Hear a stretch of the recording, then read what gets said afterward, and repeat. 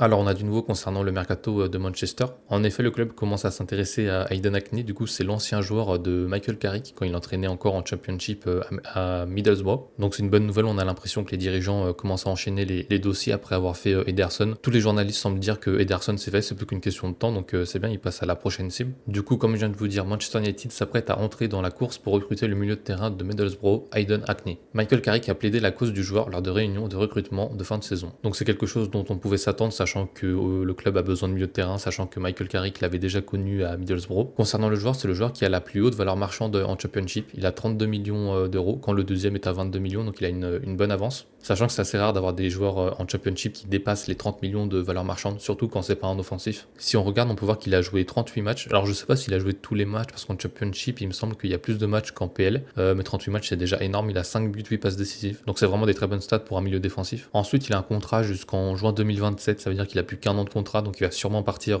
cet été si Middlesbrough veut reprendre un peu d'argent sur ce joueur. Si on regarde sa valeur marchande, on voit qu'elle fait qu'évoluer. Elle a 32 millions d'euros, sachant qu'il a 23 ans. Il va sur ses 24, il me semble. Ouais, 26 juin. Le 26 juin, il aura 24 ans. Il fait 1m78, il peut jouer aux trois positions du milieu de terrain, donc milieu central, milieu défensif, milieu offensif. Donc on parlait de recruter 3 milieux de terrain sur ce mercato pour Manchester, et du coup, celui-là, ce serait le milieu le moins cher. Ederson étant celui qui coûterait entre les deux, et le plus cher, ce serait du coup sûrement Matheus Fernandes, je pense. Parce que Henderson, il semble destiné à aller à City, et que Tonali, ça semble trop cher pour le club. Mais si on s'oriente sur ce joueur pour le milieu le moins cher, moi ça me va complètement. Justement, il y a un tweet qui parle du mercato, et plus précisément des milieux de terrain.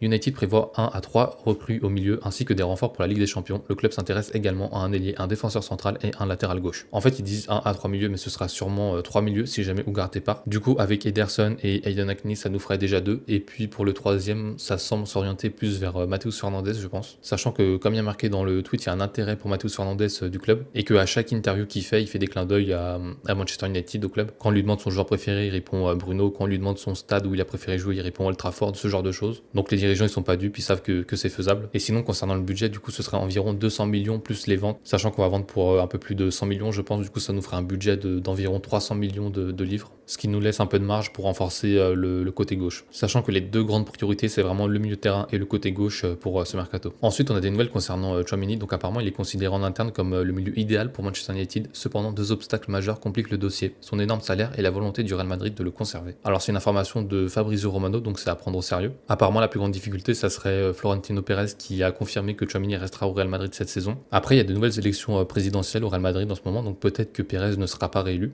même si ça me semble peu probable. Et du coup s'il n'est pas réélu ça changerait les plans du Real Madrid, mais même comme ça j'ai du mal à penser qu'il veuille venir. Après on a une bonne nouvelle aujourd'hui, la recrue de la saison a été élue et c'est Sen Lamens qui a été élu. Sen Lamens qui monte en puissance dans cette fin de saison, notamment contre Brentford, aussi contre Nottingham, il sera un gros arrêt du pied, donc très content pour lui. Ensuite du coup on a Enrico Taccarto, donc c'est un expert d'Opta en Italie, donc qui est spécialiste dans les stats de la Serie A, qui dit à propos d'Ederson: à mon avis Ederson est un très bon milieu de terrain en Italie, un joueur comme lui est qualifié de tuttocampista, c'est un joueur complet. Les gens seront très surpris par sa qualité, les statistiques montrent qu'il est très similaire à Casemiro. Donc c'est une bonne nouvelle concernant Ederson. Après ce qu'il va pas nous apporter c'est les buts que mettait Casemiro sur les coups de pied arrêtés malheureusement, mais hâte de voir ce qu'il va donner la saison prochaine. Ensuite une actu mercato qui concerne Bayindir, du coup Beşiktaş souhaite recruter Altay Bayindir et le gardien est enthousiaste à l'idée de ce transfert. Alors oui c'est quelque chose qu'on entend depuis un moment, sachant qu'il est turc, donc à mon avis ça va lui faire plaisir de retourner au pays. Après la valorisation de toute façon est pas énorme, elle est entre 3 et 5 millions d'euros, sachant qu'on l'avait acheté peut-être une petite dizaine de millions il me semble, donc ça aura pas trop d'impact sur les finances du club. Après ça veut dire que du coup on devra aller chercher un numéro 2. Je pense à Vitek qui a fait une bonne saison, mais après j'ai pas envie de le mettre en gardien numéro 2 et freiner sa progression. Je préférerais qu'il soit encore en prêt au moins une année supplémentaire et prendre un vrai numéro 2. Ensuite une info qui concerne Arsenal et Rashford, donc apparemment Arsenal fait figure de destination potentielle pour Rashford cet été, l'entourage de l'attaquant estimant que les Gunners pourraient passer à l'action si le prix est correct. Alors d'habitude je suis contre vendre aux concurrents directs. Après les performances de Rashford elles sont vraiment pas bonnes, même au match retour contre l'Atlético, t'avais Rafinha qui était blessé, c'était même pas lui sur le côté gauche, c'était Fermin. Ça en dit long sur son niveau actuel, donc moi je vois pas de problème à le laisser à Arsenal. Après on a une nouvelle information qui concerne Maguire, donc apparemment il a été proposé à l'Inter Milan par des intermédiaires. Alors j'ai beaucoup de mal à croire à cette information, surtout qu'on vient de le prolonger d'un an. En plus Maguire il avait dit qu'il était heureux au club,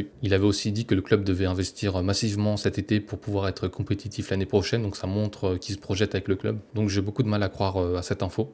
Voilà, c'est tout ce que j'ai vu aujourd'hui. Dites-moi si les deux joueurs qu'on cible actuellement pour le milieu de terrain, c'est-à-dire Ederson et Aiden Hackney, ça vous semble bon, correct ou même même excellent, tout en sachant que normalement ce seront notre troisième et quatrième milieu, il y aura un autre milieu qui viendra vraiment remplacer Casemiro. De mon côté, j'espère vraiment que ce sera Matheus Fernandes, je croise les doigts. Et puis voilà, à plus.